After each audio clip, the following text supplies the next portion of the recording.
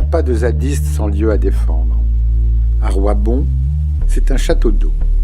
L'eau qui rit de rue en rue et de Julin en herbasse. L'eau qui fait peur, qui stagne en tourbières et marécages. Berceau de vie. L'eau qui se cache, s'infiltre et se purifie pour alimenter les nappes phréatiques et nos eaux de boisson. Les astronomes à coups de millions la traquent sur Mars et dans l'univers, car sans elle, pas de vie. À Roibon, au bois des Avenières, des élus égarés, manipulés, veulent la vendre, la polluer, la saccager, la saloper. Pourtant, protégée par des lois françaises et européennes, au bois des Avenières, sous l'apparence d'un ludique centre aquatique, c'est un projet ravageur et morbide que des politiques veulent nous imposer. La destruction de 120 hectares de zones humides sans équivalence dans l'arc alpin de par son passé géologique.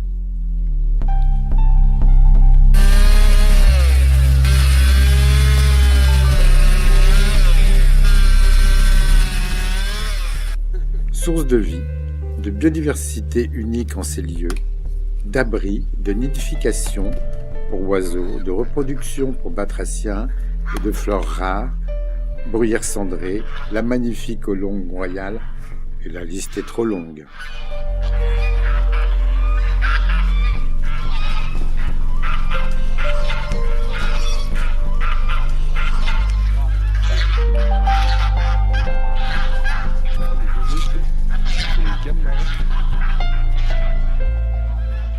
Déjà malmenés par nos pratiques agricoles, industrielles et touristiques, nous continuons stupidement de détruire toute vie, alors que les naturalistes nous disent qu'en 30 ans, 80% des batraciens, 75 à 80% des insectes volants, 50% des vertébrés ont disparu.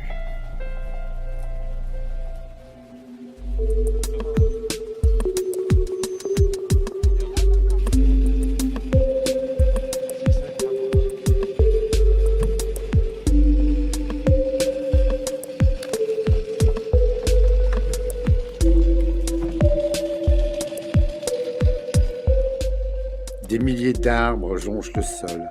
La terre est ouverte, mise à nu par les engins forestiers. Mais les tronçonneuses se sont tues. Les zadistes sont passés par là, rendant son calme à la forêt et permettant à la vie de reprendre son cours sur le peu d'espace que nous lui laissons. Merci les zadistes.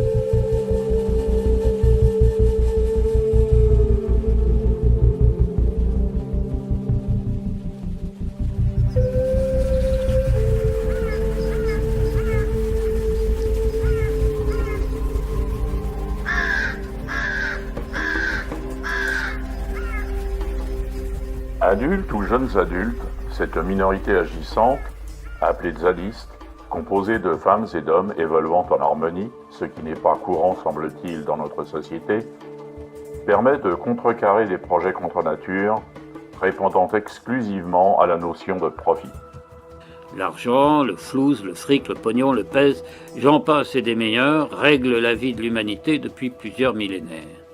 Je crois qu'aujourd'hui, nous sommes en mesure d'apprécier les conséquences de cette philosophie. A contrario de la majorité silencieuse, qui bougonne, un verre à la main devant la télé ou accoudé à un comptoir, cette minorité agissante, appliquant la démocratie au sens propre du terme, est en train de prouver son utilité. Ces hommes et ces femmes, qui sont en partie maraîchers, apiculteurs, bûcherons, magasiniers ou travailleurs sur corde, entre autres, vivent également de l'aide occasionnelle de sympathisants et de la récupération de produits dont la date de vente est dépassée. Ils récupèrent également les invendus en fin de marché que les commerçants intelligents leur donnent volontiers. Mis à part les migrants, les travailleurs pauvres, les clochards, appellation désuète aujourd'hui, ils sont les seuls à savoir affronter les conditions climatiques hivernales en situation précaire. Rien que pour cela, ils méritent notre considération.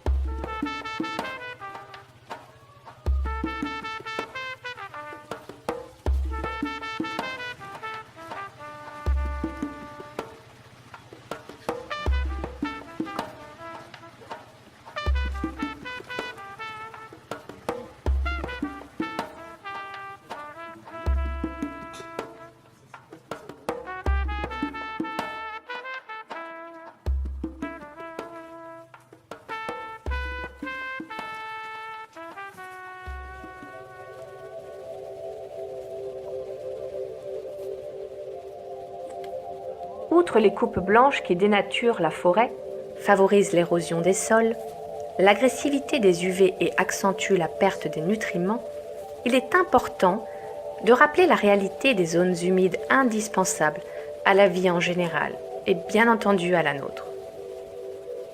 Cet endroit est à l'origine de la rivière Herbasse qui irrigue le nord de la Drôme ainsi que la Galore située plus au nord. Vous comprendrez donc que les pêcheurs drômois, entre autres, n'apprécient pas la destruction de cet environnement. Ces lieux, véritables oasis au centre des vallées environnantes qui sont depuis plusieurs années dépourvues de vie insectivore, faute de nourriture, due à l'agressivité grandissante des polluants déversés à longueur d'année par l'agriculture, et plus particulièrement la nuciculture, qui serait, d'après quelques membres du milieu médical de la région, la cause de l'augmentation notoire des cancers. On peut malheureusement constater que la pyrale du buis, le frelon asiatique et le moustique tigre ne semblent pas souffrir de cet environnement. Des insectes comme la libellule, le tic-tic, le lixus, la coccinelle, la mouche cohabitent en parfaite osmose avec le serpent, la grenouille, le triton, le crapaud et la salamandre. N'oublions pas que l'eau est à l'origine de toute vie sur cette planète. On est donc en droit de réaliser que les habitants de cette zone à défendre nous sont en fait d'un grand intérêt.